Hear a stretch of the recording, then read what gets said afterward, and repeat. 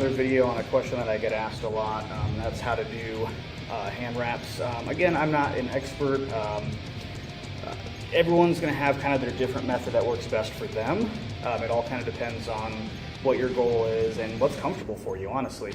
Obviously, the whole goal is protection. Now, if you're going to be hitting a heavy bag, I would suggest do hand wraps plus like 16 ounce, 14 ounce, 12 ounce, maybe even 10 ounce gloves. If you're sparring, then you're probably going to use hand wraps in like 4 ounce gloves, or you might just use hand wraps by themselves if you're hitting focus mitts. It all kind of depends. I use the hand wraps when I'm hitting the speed bag. Other than that, I like to use actual boxing or MMA gloves. So just to kind of give you an idea on how I do my hand wraps. Again, I'm not saying that my way is the right way, just this is what works for me and what's comfortable and protects my hands and my knuckles. So I've got these Hayabusas. It's kind of funny, they have a little cheater on here that says this side up. But if yours do not have the cheaters, it's usually going to be the part that has the sewing is going to be the side that's down. You're going to have this little thumb loop, and that's exactly what it sounds like. It's for your thumb. Now, a common mistake people make is that they'll do the thumb loop down here and then start going under.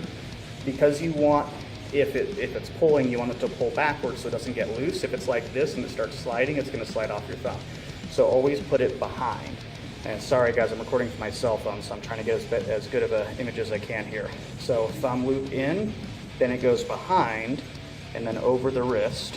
What I like to do is I'll go once, pull a little bit, twice, pull a little bit. All right. And a lot of people will tell you to go more times over the wrist for more protection, but you'll see why I only do 2 to start with. All right. So I'm going to go 2 there. Then I'm going to create kind of a half X here and go up to my pinky knuckle. All right, then I start out, keep your hands spread because you want to make sure it's not too tight when you go to make a fist. So I keep my hands spread, and I'll go, you can see it here, just right below the knuckles. All right, and I'll go 1, 2 again.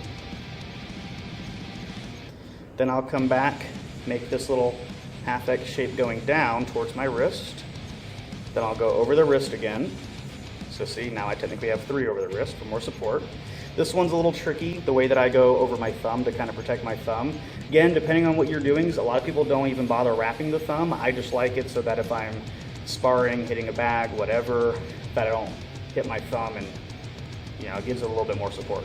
So what I'll do now is I'll come up, and I'll try to put this on camera somehow. Go up and over my thumb here. Here's the tricky part, is I'll grasp, when it's coming over my thumb, I'll grasp it with these fingers to kind of hold it in place as I put it back over my wrist and then tug a little bit. Now that puts some support over my thumb. Now we're going to protect the knuckles. So we're going to come up in that little half X shape again, and we're going to go between pinky and ring finger. All right, getting caught up here. Then over the wrist again. Then I'll go between middle and ring, over the wrist again. Then I'll go between index and middle, and you can guess where I'm going. Yep, over the wrist again. So the reason why I do this is because I want to make sure that when I'm punching that I've got my knuckles protected, but I want it to be supported at the same time. A lot of people will go just over finger, over finger, over finger, and that's fine, but I like to have that extra support. So by going finger, wrist, finger, wrist, finger, wrist, that just, for me, gives me a little bit more solidness, firmness, whatever you want to call it. All right, so from here I want to protect my knuckles, and the way I like to do it, I see a lot of people just stick literally at the knuckles, but you don't hit with this part. You hit with this part. You hit with your actual knuckles, not your knuckle bones here. So I like to go up into this little half X again. All that does is get my line flush with where I want it here. And then I'll go over right towards these knuckles. And I'll just honestly finish it off that. Usually, depending on the size wraps you're using, you might get 4, maybe 5, depending on how long your wraps are. I believe The Hayabusas didn't say the actual size on them, but I believe these are 108s, meaning 108 inches. The traditional Mexican style will do 180, so it'll give you a little bit more padding.